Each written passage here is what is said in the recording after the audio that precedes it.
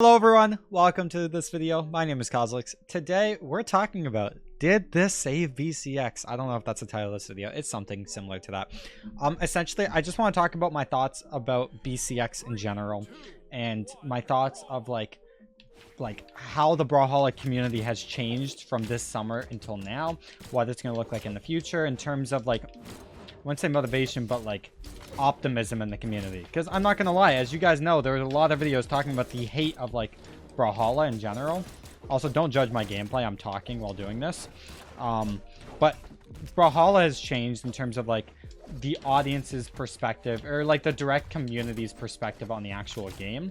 So let's talk about it. If you enjoy this stuff, like, subscribe, comment. I'm live on Twitch, by the way. If you want to be part of YouTube videos, there's also like viewers right now playing friendly twos with me. If you want to be part of these videos, follow on Twitch, twitch.tv/Cosolix, or join my Discord. I'll notify you. Anyways, I don't want to bore people too much. Let's get right into this. Just want to say BCX was outstanding, and a big reason like why the community has shifted focus away from hating on Brawlhalla and supporting it and being a bit more optimistic about the future is oh, that was kind of sick.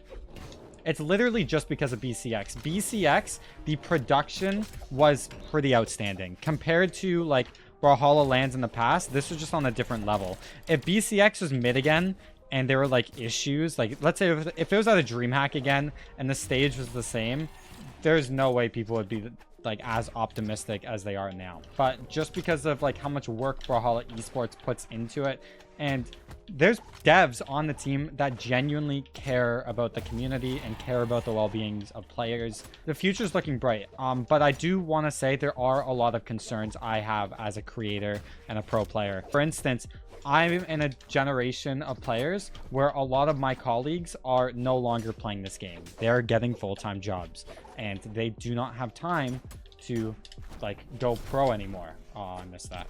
I am not going to name names. You can kind of look at like the people I played against in the past, and they're not on the power rankings anymore. Or if they are, they're not putting work. I'm not even putting work to be on the power rankings anymore. I'm focused on multiverses. We'll talk more into it about the next game. But there's a lot of concerns I have personally, but it doesn't necessarily affect the overall community's belief in the game. And we're going to go over that next game. I do want to say, like, this is like a very me-specific issue. The game in general, they're going to keep updating it. The game is profitable. It's not going anywhere anytime soon. They're going to try and make it bigger and better every single year. But let me talk about that concern I have, that a lot of my colleagues are no longer playing this game. And it's a lot of it because of how the game is designed.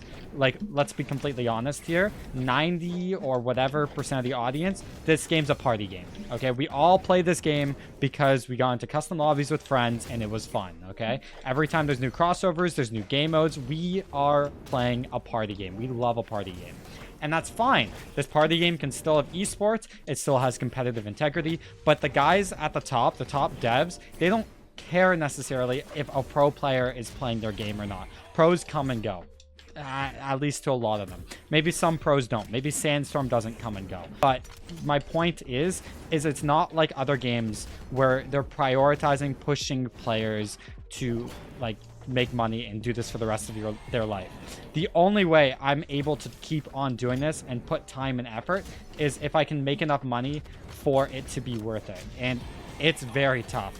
Pros do not make enough money to prioritize this game long term. No one does. Maybe Sandstorm and Boomy.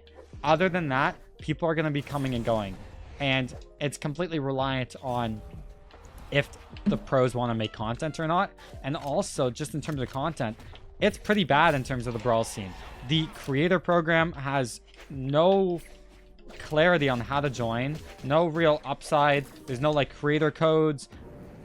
Like, Brawlhalla doesn't talk to that many creators, or like they haven't really talked to me in a while personally. I've got ghosted before on the creator program. I've messaged the people that like run it, no response. It's just a bit rough in terms of that. But like, despite me getting ghosted or whatever, and like maybe I disagree with how the developers handle pro players and content creators and whatnot, or like even the game design stuff to push towards more content creators and content creators being more profitable to continue doing this for the rest of our lives. The game's not going anywhere. There are people playing this as a party game. There's people playing this as a competitive game. The devs are putting in work to go to LANs. They're updating this game regularly. This being able to play this game as a casual and there being a community is not going anywhere. People have nothing to worry about, okay? The future of Brawlhalla is very bright. BCX is getting bigger and bigger every year, and maybe one day the pros are going to be able to consistently make enough to be able to continue focusing and have time to practice this game consistently. And by that, I mean, like, the average pro needs to be making over, like, 50K a year, or it's just not worth it.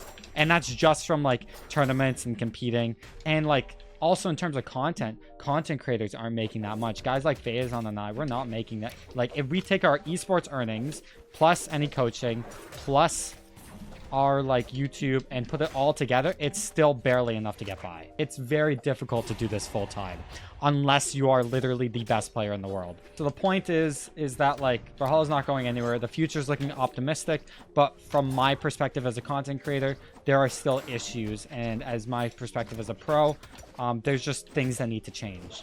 The future of Brawlhalla is bright, but I'm still not exactly happy with everything. There's a reason why I'm like liking multiverses more right now in both gameplay and in terms of like the support that I see from the developers in a different way.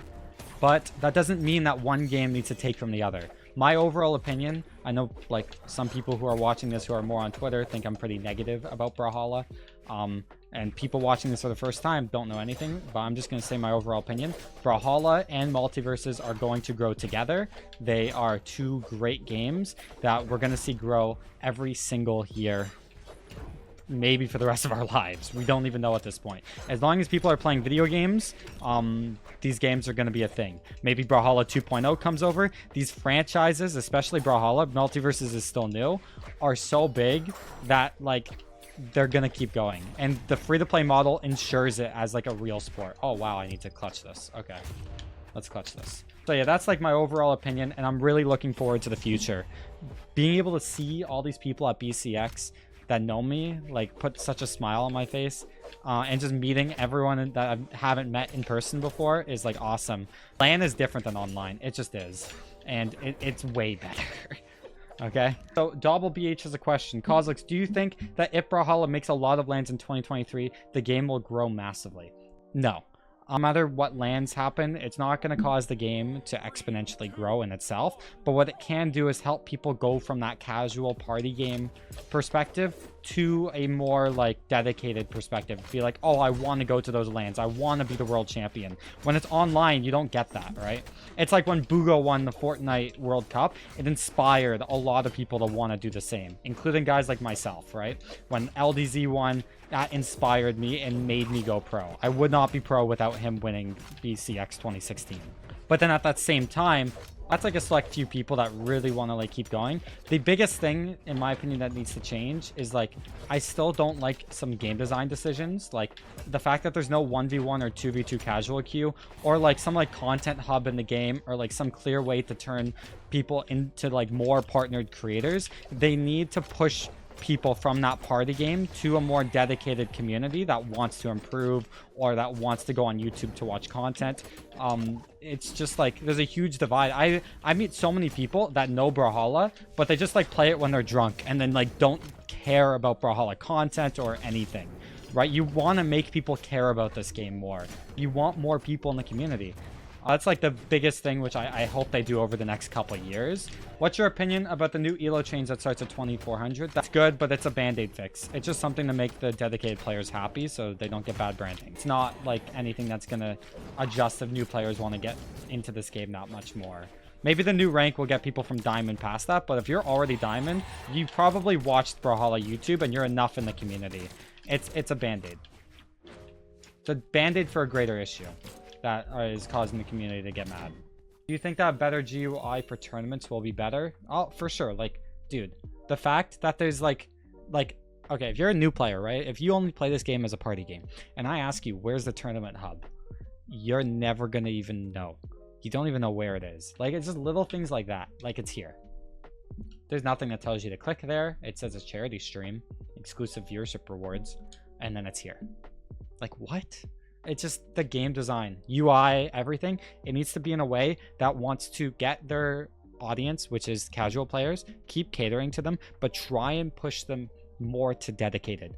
And from a game development standpoint, this also makes the game more profitable. It makes people want to purchase skins more, right? People who are more dedicated in the community are more likely to spend more money.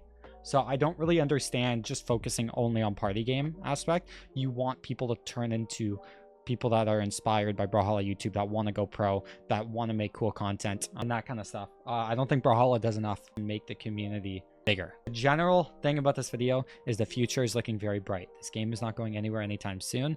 Yes, there's issues, but they're growing, and hopefully they work on these issues. And if they don't, the community will complain again and make them work on these issues eventually. And that's kind of my job to say what I think. Yeah, the game's not going anywhere, but bright future, but don't be content. Thanks for watching this video, guys. If you enjoy, like, subscribe. I've already kind of said that, and I'll see you later. Boo-doo-doo. Peace.